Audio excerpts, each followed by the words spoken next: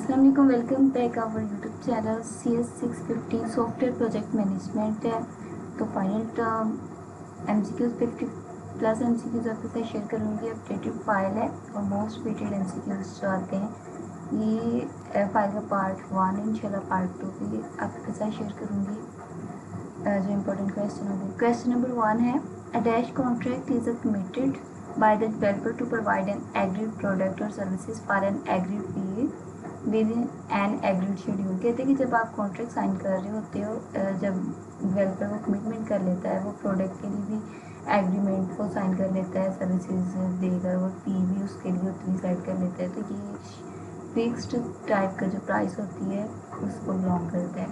इसके बाद question number 2 है Dash technique used to integrate the project scope, schedule and resources and to measure and report project performance from initiations to close out। कहते हैं कि शुरू से लेके एंड तक जो आप लोगों ने एक प्रोजेक्ट को तैयार करना होता है, उसकी रिपोर्ट करना, उसको शेड्यूल करना, किस तरह उसका स्कोप होगा, उसके लिए आप कौन कौन से रिसोर्सेज को यूज़ कर रहे होंगे, तो ये होती है अर्न वैल्यू मैनेजमेंट। इस तरह से भी आपका MCQ आ सकते हैं EVM स्टैंड पर, तो अर्न वैल्यू मैनेजमेंट इसमें होता है जिसमें आपने तमाम उसके रिसोर्सेज वगैरह शुरू से लेकर एंड तक वो एक प्रोजेक्ट परफॉर्मेंस वगैरह को भी देखना होता है, मेजर करना होता है। इसके बाद क्वेश्चन नंबर 3 है Dash is the process of progressively elaborating and documenting the project work that produces the product of the project। कहते हैं कि वो कौन सा प्रोसेस होता है जो प्रोजेक्ट की प्रोग्रेस को हमें दिखा रहा होता है जब हम प्रोजेक्ट के ऊपर काम कर रहे होते हैं या प्रोजेक्ट को प्रोड्यूस कर रहे होते हैं। तो ये स्कोप ऑफ द प्लानिंग होता है कि आपने स्टार्टिंग में जो प्रोजेक्ट को प्लान करके रखा होता है कि इसको कौन कौन से स्टेप उसके रखे होते हैं, वो सारे इसमें आते हैं। क्वेश्चन नंबर 4 है dash is an other important factor that can, कहते हैं कि वो कौन सा एक दूसरा अहम फैक्टर है जो असरअंदाज हो रहा होता है, the accuracy and efficiency of estimate. जो आपने एक अंदाज़ा लगाया होता है उसकी एक्यूरेसी और एफिशिएंसी पे असरअंदाज हो रहा होता है, तो ये प्रोजेक्ट का साइज़ होता है।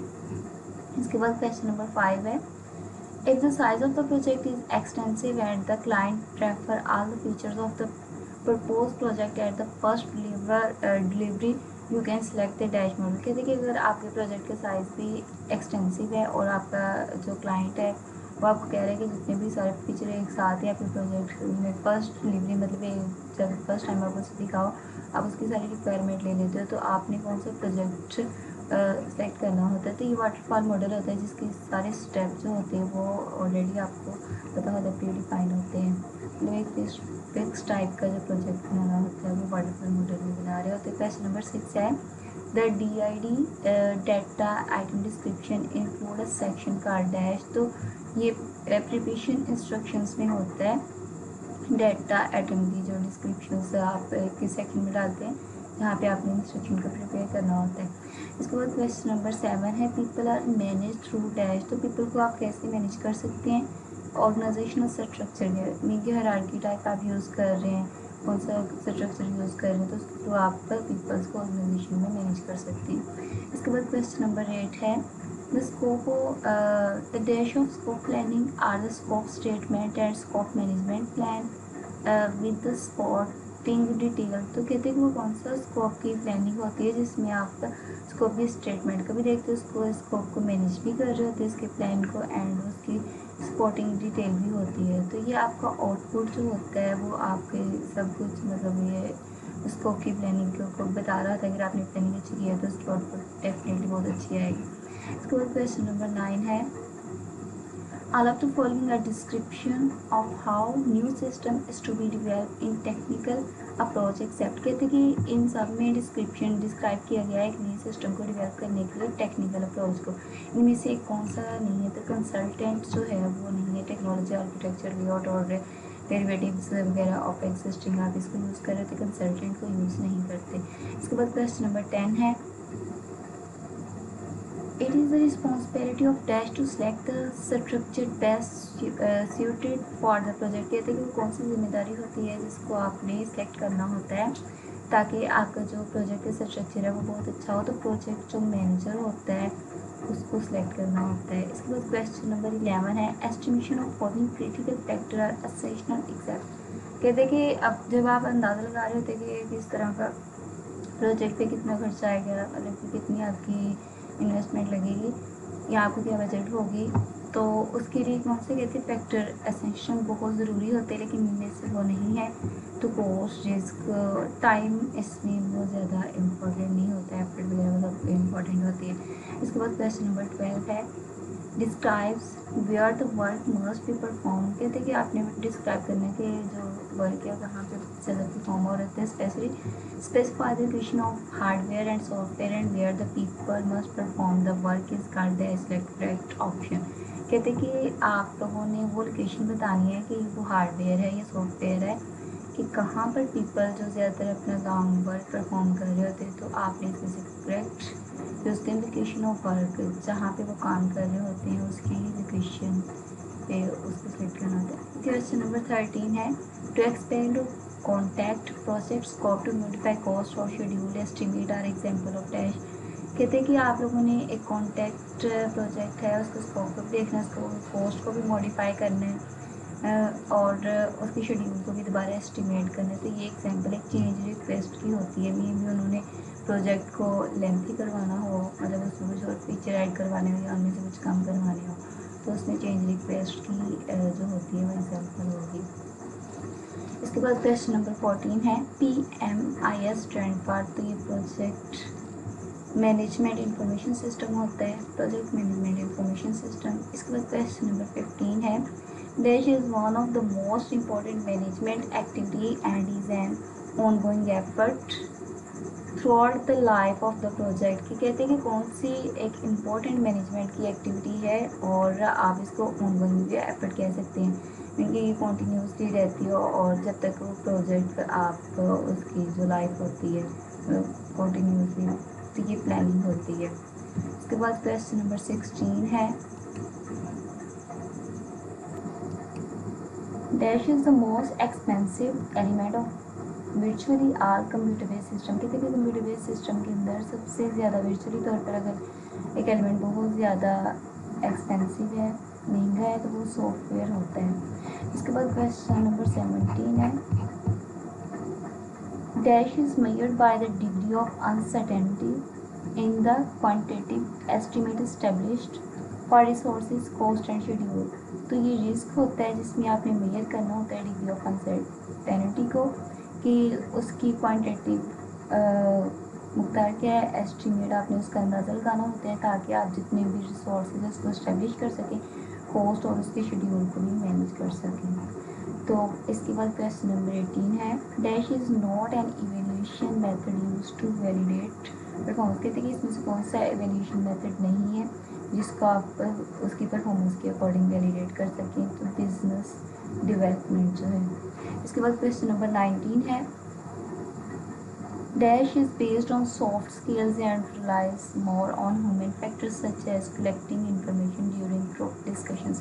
कहते हैं कि इसमें से कौन सी जो है सॉफ्ट स्किल है जो ज़्यादातर रिलाई करती है ह्यूमन के ऊपर, और आप उसको कलेक्ट भी कर सकते हैं, इंफॉर्मेशन इकट्ठा भी कर सकते हैं जब आप ग्रुप में डिस्कशन कर रहे होते हैं। ये डेल्फी टेक्निक होती है। इसके बाद क्वेश्चन नंबर 20 है In dash the planner develop estimate of the information domain select correct option। तो इसमें से वो कह रहे हैं कि कौन सा जो होता है डेवलप एस्टिमेट होता है प्लानर, और आप उसकी इंफॉर्मेशन का डोमेन कर सकते हैं। तो ये फंक्शन पॉइंट साइजिंग होता है जिसको आप जो प्लानर बना रहे होते हैं उसको डेवलप भी कर सकते हो और उसका अंदाज़ा भी लगा सकते होते हैं।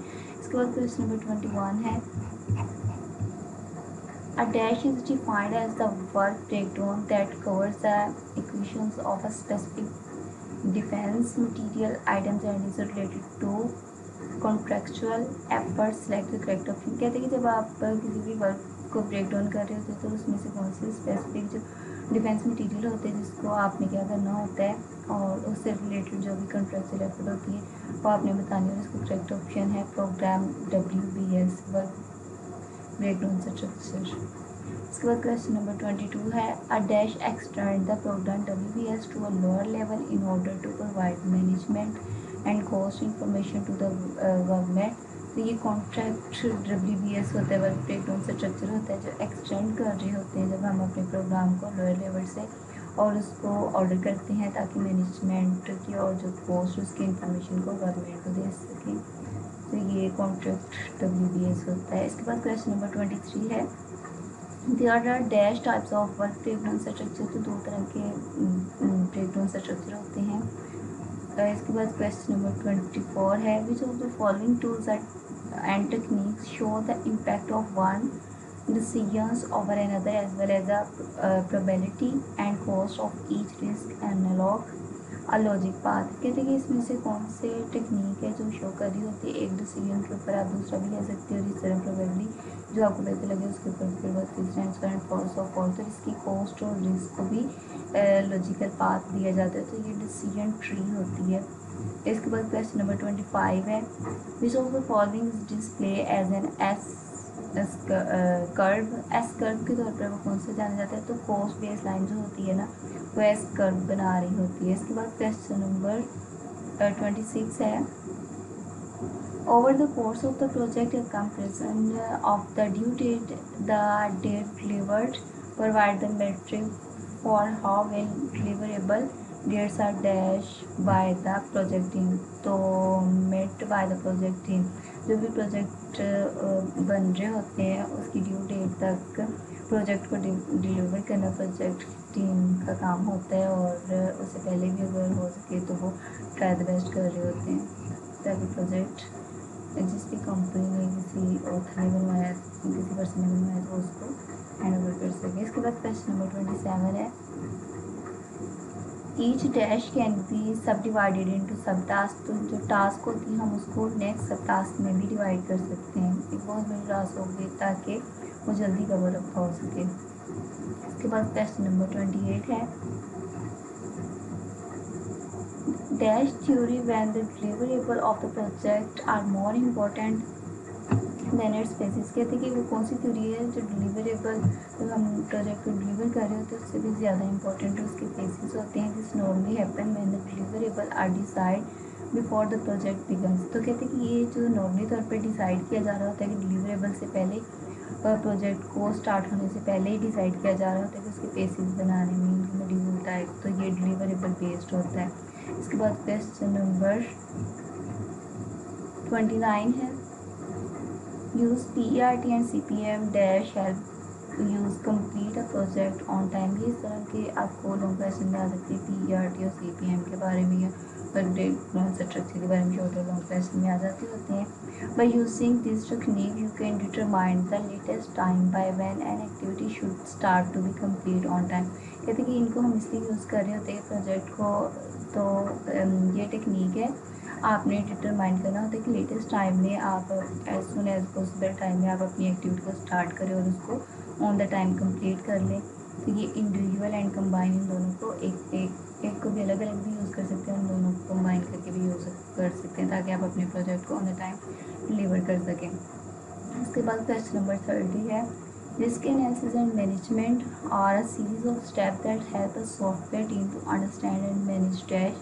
तो कहते हैं कि वो कौन सा रिस्क एनालिसिस होता है और मैनेजमेंट सीरीज़ होती है जिसके स्टेप की मदद से आप को मदद मिल रही होती है ताकि आप सॉफ्टवेयर टीम को अंडरस्टैंड कर सकें और मैनेज कर सकें अनसर्टेनिटी को। इसके बाद क्वेश्चन नंबर 31 है,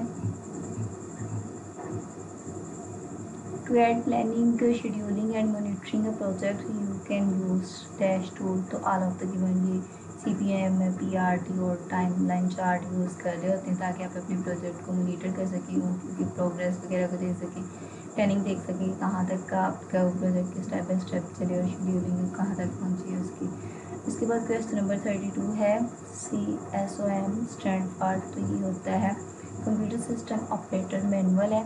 इसके बाद क्वेश्चन नंबर 33 है, is dash identifying the specific activities that must be perform to produce the what is project deliverable. तो कहते हैं कि आपने आइडेंटिफाई वो कौन सी टेक्निक है जिसको आपने आइडेंटिफाई करना होता है ताकि खास किस्म की जो भी सरगर्मियाँ आप परफॉर्म कर रहे होते हैं किसी भी प्रोजेक्ट को डिलीवर करने के लिए, तो वो एक्टिविटी डेफिनेशंस होती हैं। इसके बाद क्वेश्चन नंबर 34 है, dash identifying and documenting interactivity dependency. तो ये सीक्वेंसिंग एक्टिविटी होती है जिसमें शनाख्त की जा रही होती है डॉक्यूमेंट की, ताकि उसको इंटरेक्टिव डिपेंडेंसी के ऊपर वर्क करवाया जा सके। इसके बाद क्वेश्चन नंबर 35 है the data item description define the formal documentation standard for are required documents generated during the development of the software according to standard।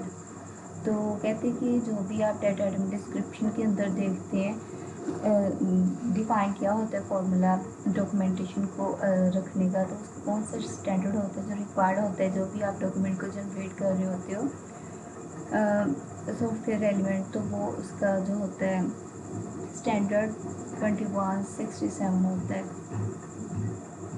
इसके बाद क्वेश्चन नंबर 36 है there are dash planning process task. यदि कि आपके पास कितनी process planning करने के लिए किसी भी प्रोसेस को टास्क को प्लान करने के लिए प्रोसेस होते हैं, तो ये 15 होती हैं प्लानिंग प्रोसेस टास्क। इसके बाद क्वेश्चन नंबर 37 है When you build a product or system, it's important to go through a series of predictable step or roadmap that helps you create a timely, high-quality result. The roadmap that you follow is called dash। तो कहते हैं कि जब आप लोग कोई भी एक प्रोडक्ट को तैयार कर रहे होते हो या रेडी कर रहे होते हैं, तो इसके लिए बहुत ज़्यादा इंपॉर्टेंट होता है कौन सी खास चीज़ होती है जिसको आपने प्रेडिक्ट करना होता है, मतलब उनके पहले से उसको अज्यूम करना होता है उसको स्टेप को, ताकि आपको जो आपकी हेल्प कर सके कि आपने एसएच में उसको कितने टाइम के लिए बनाना है और उसकी क्वालिटी कितनी अच्छी होनी चाहिए और एंड पे आपको उसका रिज़ल्ट कितना अच्छा मिलना चाहिए। तो सॉफ्टवेयर जो प्रोसेस होता है उसको आपने करना होता है। इसके बाद क्वेश्चन नंबर 38 है dash is an umbrella activity that ensure conformance to standard and procedures for the SDLC software development life cycle. इस तरह से भी आपको MCQs आ सकते हैं और सॉफ्टवेयर प्रोडक्ट। तो ये SQA software quality assurance umbrella task होती है जो कंफर्म कर रही होती है आपके प्रोसीजर को सॉफ्टवेयर के डेवलपमेंट लाइफ साइकिल के अंदर। इसके बाद क्वेश्चन नंबर 39 है evaluating overall project performance on a regular base to provide confidence that project will satisfy the relevant quality standard. तो आपने चूज़ करें suitable name of this activity.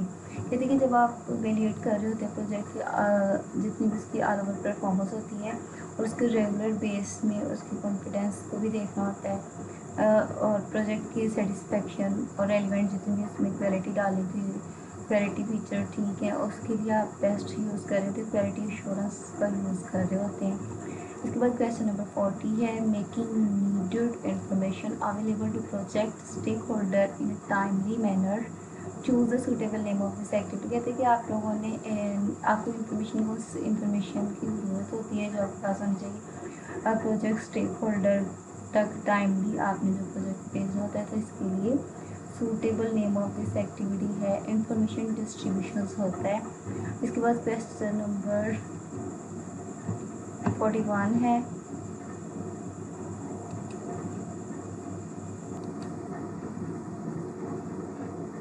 Each process is describe by. तो एक process जो describe कर रहा था input को आउटपुट को टूल्स एंड टेक्निक को अलग तो गिवन ऑप्शन है इसका। इसके बाद क्वेश्चन नंबर 42 है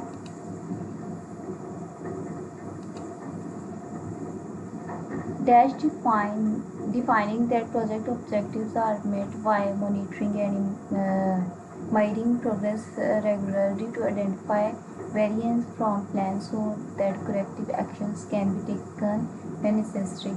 तो कहते हैं कि इसमें आपने डिफाइन करना है प्रोजेक्ट के जो मकासद होते हैं ताकि आप उसको मिल सके उसकी मॉनिटरिंग करते हैं और उसकी माइट कर रहे होते हैं प्रोग्रेस की रेगुलर बेस पे ताकि आप उसमें जितने भी मुख्तलिफ जो प्लान बनाए होते हैं उसकी करेक्ट एक्शंस को हासिल कर सकें जो भी नेसेसरी ज़रूरी होते हैं। तो कंट्रोलिंग प्रोसेस इसका आंसर है। इसके बाद क्वेश्चन नंबर 43 है dash is anything done to bring expected future project performance in line with the project plan. कहते हैं इसमें कोई भी चीज़ जो आप लोग एक्सपेक्ट कर रहे होते हैं तो कर रहे होते हैं कि फ्यूचर में प्रोजेक्ट परफॉर्मेंस अच्छी होगी इन line with the project plan के अकॉर्डिंग, तो ये करेक्टिव एक्शंस होते हैं इसके बाद क्वेश्चन नंबर 44 है, इन प्लानिंग प्रोसेस के अंदर गोल्स होते हैं आपके in planning process dash are the output from the system. Mean के जो आप लोगों ने प्लान किया होता है एक प्रोजेक्ट को, इसलिए किया होता है कि उसके आउटपुट्स जो होते हैं वो आपको सिस्टम के मिल सकें, मीन के जो आपने गोल्स अचीव करने होते हैं उसके। इसके बाद क्वेश्चन नंबर 45 है, review conducted at each of this phase. तो इसमें ऑल ऑफ गिवन होते हैं, उसमें आप एनालिसिस भी कर सकते हैं, डिज़ाइन भी कर सकते हैं, कोडिंग भी कर सकते हैं। जब आप कंडक्ट कर रहे होते हैं रिव्यू, जितने भी फेसेस आपने अलग अलग पार्टीशन की होती है। इसके बाद क्वेश्चन नंबर 46 है, during project dash you identify the resources required and allocate them to the software project. कहते हैं कि जब आप प्रोजेक्ट को बना रहे होते हैं तो आपको उन्हें आइडेंटिफाई करने होते हैं, जो भी रिसोर्सेज जैसे टेक्नोलॉजी वगैरह नहीं आ रही उसको आपने मैनेज करना होता है, जो ज़रूरी होती है आपने सॉफ्टवेयर प्रोजेक्ट को वो एलोकेट करने होते हैं। तो ये इनिशिएशंस में मीन स्टार्टिंग में अपने प्रोजेक्ट को कर देने होते हैं साइन। इसके बाद क्वेश्चन नंबर 47 है, when a project is being performed under contract the product description is provided by which of the following. कहते हैं कि जब प्रोजेक्ट अभी उसकी परफॉर्मेंस अंडर कॉन्ट्रैक्ट होती है, अभी मीन के कॉन्ट्रैक्ट साइन नहीं होता, तो प्रोडक्ट की डिस्क्रिप्शन जो प्रोवाइड की जा रही होती है वो द प्रोजेक्ट स्पॉन्सर जिसने प्रोजेक्ट बनाया होता है उसको प्रोवाइड की जा रही होती है। इसके बाद क्वेश्चन नंबर 48 है, span of control in project management is the range of employ who to report to dash. तो कहते हैं कि जो स्पेन ऑफ कंट्रोल होता है प्रोजेक्ट मैनेजमेंट का, तो वो रेंज कर रहा होता है एम्प्लॉयज़ को किसको रिपोर्ट करते हैं, मैनेजरियल पोजीशंस को उसके रिपोर्ट करना होता है। इसके बाद क्वेश्चन नंबर 49 है, resource allocation task is performed in phase. कहते हैं कि किस फेज में जो आपने रिसोर्स देने होते हैं प्रोजेक्ट को एलोकेट करने होते हैं, तो ये प्रोजेक्ट इनिशिएशंस में करते हैं, स्टार्टिंग में प्रोजेक्ट के कर देते हैं उनको एलोकेट। इसके बाद क्वेश्चन नंबर 50 है, एडिटिंग इस एक्टिविटी ऑफ टेस्ट। तो वो कहते हैं कि कौन सी एक्टिविटी है, ये SCM होती है। इसके बाद क्वेश्चन नंबर 51 है, dash associated with dash constants imposed by management और द मार्केट प्लेस। कहते हैं कि कौन सी चीज़ कॉन्स्टेंट्स वगैरह इम्पोज किए जा रहे होते हैं मैनेजमेंट के लिए ताकि मार्केट प्लेस में उसको दे सके। तो बिजनेस इम्पैक्ट्स जो रिस्क होते हैं वो एसोसिएट कर रहे होते हैं कॉन्स्टेंट्स के साथ, मॉडल्स वगैरह आप लोगों ने लिमिटेशंस रखी होती हैं। इसके बाद क्वेश्चन नंबर 52 है, the training plan not contain the activity of dash. कहते हैं कि जो ट्रेनिंग प्लान होती है उसमें से ट्रेनिंग प्लान की एक्टिविटी नहीं है। तो software component for installation, software को के कंपोनेंट को इंस्टॉल करने की ट्रेनिंग प्लान की एक्टिविटी नहीं है, उसका जस्ट काम अंडरस्टैंड करवाना होता है। इसके बाद क्वेश्चन नंबर 53 है, dash is an evolutionary life cycle model that combines the linear nature of the waterfall model and the iterative nature of the prototyping model। तो कहते हैं कि एक ऐसा मॉडल जिसके आप लाइफ साइकिल को कंबाइन करते हैं linear nature of waterfall model के साथ और उसकी आइट्रेटिव मतलब इसकी रिपीटेशन हो रही है, ये थर्ड मॉडल होता है आपका। क्वेश्चन नंबर 54 है, people are manage through an organisational structure. क्योंकि पीपल को आप मैनेज करते हैं ऑर्गेनाइजेशन स्ट्रक्चर में, the hierarchical structure is based on the corner stones of the management. तो corner stone of the management में इसमें 4 कॉर्नर स्टोन्स होते हैं। इसके बाद क्वेश्चन नंबर 5 है, traditional structure of the business organization और टाइप्स। कहते हैं कि जो रवायती तौर पर स्ट्रक्चर बनाया जाता था बिजनेस को ऑर्गेनाइजेशंस के अंदर, तो वो 4 टाइप्स के होते थे। इसके बाद क्वेश्चन नंबर 56 है, specify any company or industry specific standard that are relevant to performing the work is called dash। तो ये एक एप्लीकेबल स्टैंडर्ड होता है जो किसी भी कंपनी की और इंडस्ट्री का स्पेसिफाई रेलिवेंट जो भी इसकी परफॉर्मेंस होती है इसके लिए बनाया जा रहा होता है। इसके बाद क्वेश्चन नंबर 57 है, to calculate the estimated effort using the intermediate COCOMO technique. तो ये भी शॉर्ट लॉन्ग क्वेश्चन में आ जाती होती है। यूज़ द फार्मूला, कहते हैं कि कोकोमो टेक्निक के लिए जब आपने इसको एस्टिमेट करना होता है इसकी एफर्ट को कि इंटरमीडिएट के लिए पूछ रहे हैं तो कोकोमो टेक्निक के लिए आप E=EAF स्टेरिक EI यूज़ कर रहे होते हैं इंटरमीडिएट टेक्निक के लिए। इसके बाद क्वेश्चन नंबर 58 है, using the intermediate COCOMO technique effort is calculate in. तो कहते हैं कि इंटरमीडिएट टेक्निक कोकोमो की जो एफर्ट है उसको कैसे कैलकुलेट कर रहे होते हैं। तो 3 स्टेप की प्रोसेस होता है। ये शॉर्ट और लॉन्ग में आ जाती होती है जितनी भी कोकोमो टेक्निक होती है। इसके बाद WBS इज नॉट है, तो बस ब्रेकडाउन स्ट्रक्चर इसमें से कौन सा नहीं है। आ लिस्ट ऑफ टास्क और एक्टिविटीज़, मतलब उसकी लिस्ट और एक्टिविटीज़ की लिस्ट बनाई होती है, तो ये नहीं है। इसके बाद क्वेश्चन नंबर 60 है, dash is not a guideline for creating a software project schedule. कहते हैं कि इसमें कौन सी गाइडलाइन नहीं है जो एक सॉफ्टवेयर प्रोजेक्ट को क्रिएट करने के लिए होनी चाहिए। तो डीकम्पोजिशन नहीं, तो उसका जो सब स्ट्रक्चरिंग कर रहे होते हैं या उसकी पार्टीशनिंग कर रहे होते हैं, मॉड्यूलर्स उसके बना रहे होते हैं फेसेस में अलग अलग, तो ये इसकी गाइडलाइन नहीं है शेड्यूलिंग। इसके बाद यहाँ तक ही थे आपके साथ MCQ जो 60 शेयर की। होप सो ये वीडियो आपके लिए बहुत हेल्पफुल हो, तो please like and subscribe my channel for latest update. Remember me in your prayers. Okay, take care, Allah हाफिज़।